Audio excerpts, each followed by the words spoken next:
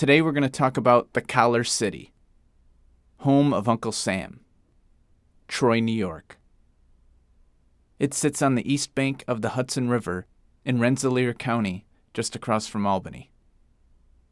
The old Lansingburg district and nearby capital region towns help define its reach. And in this video, I'm going to try and show you how Troy had a major impact on America.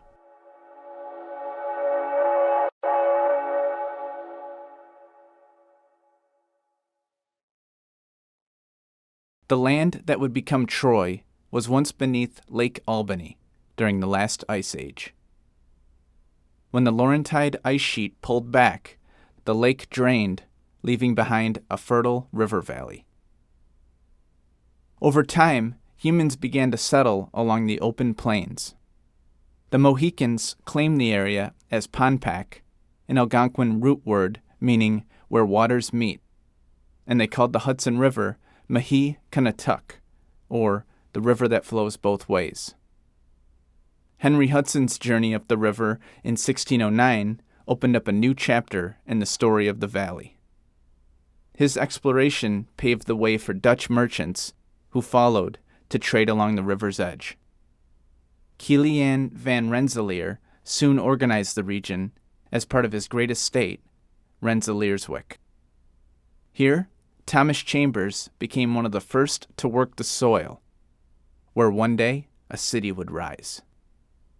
As he and other settlers cultivated the land, the nearby streams were called Postenkill and Wyantskill, kill being the Dutch word for creek. Then, the English took over the larger New York colony, but the Dutch continued exchanging furs with the Mohicans along the river.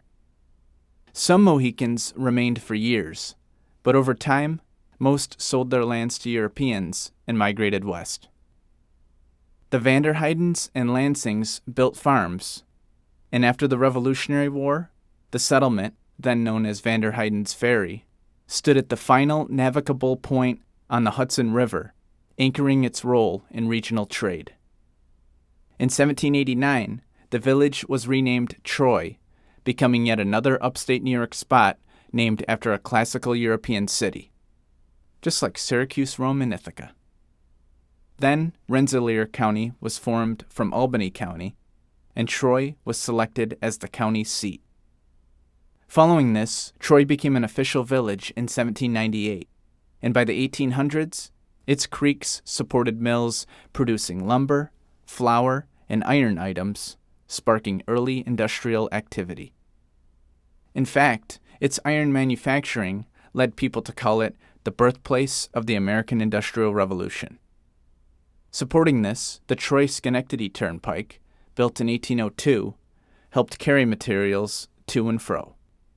Soon, the village became famous nationwide as the birthplace of Uncle Sam, thanks to Samuel Wilson's role supplying the U.S. Army during the War of 1812. By 1816, it was officially a city and quickly became a hub for learning. You have one of the earliest geology courses in the country, and Emma Willard opened the Troy Female Seminary in 1821. On top of that, the Rensselaer Polytechnic Institute was founded, and today, RPI is the oldest engineering university in the U.S. Interestingly, just before that, Troy became where the poem "'Twas the Night Before Christmas" first appeared in print. Then Hannah Montague invented the detachable collar because she was sick of washing a whole shirt when only the collar was dirty.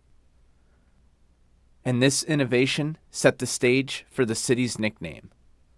But we're going to come back to this. Transportation was helping to shape Troy's rise, with roads, canals, and railroads funneling commerce into the city. The Erie Canal opened in 1825, delivering trade to the city's docks, and the Champlain Canal extended the waterway network to the north. Stagecoaches and early railroads complemented the canals, and a wooden steam railroad bridge was built in 1834, spanning the Hudson. Alongside all this growth, the Cannon Place building, built in 1835, anchored the city's commercial district. Not far from that, Henry Burden's ironworks expanded rapidly, powered by one of the largest water wheels in the country by 1839. The Albany and Rensselaer ironworks complemented these efforts, establishing Troy as a hub of industrial innovation. During all this industrial growth, the city also contended with landslides from Mount Ida. But that didn't stop the building of hospitals, a library, and numerous churches. Troy also supported the Underground Railroad and hosted the country's first stage production of Uncle Tom's Cabin. Then the Civil War erupted, where the city's industry was crucial for Union forces, contributing to things like the ironclad USS Monitor, not to mention local generals John Wool and Joseph Carr earning distinction in battle.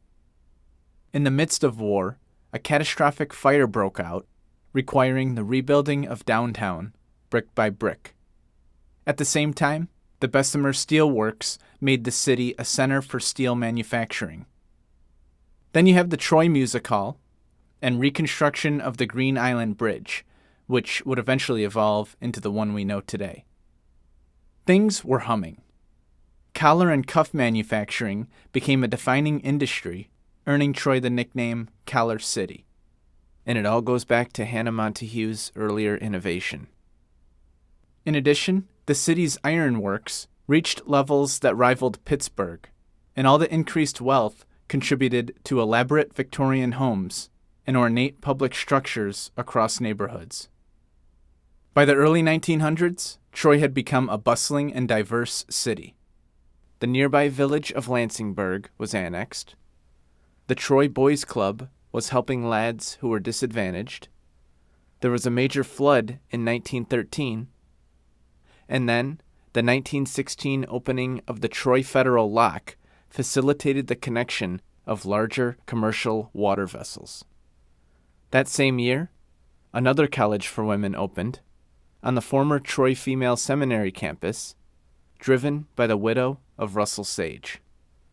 Trojans could enjoy nice views at Prospect Park, and in the Roaring Twenties, the Rensselaer County Historical Society was established, and now it's the Hart Kloop Museum, which you should check out. Then City Hall burned down, and in 1953, Hudson Valley Community College opened on Troy's outskirts, which further expanded educational efforts.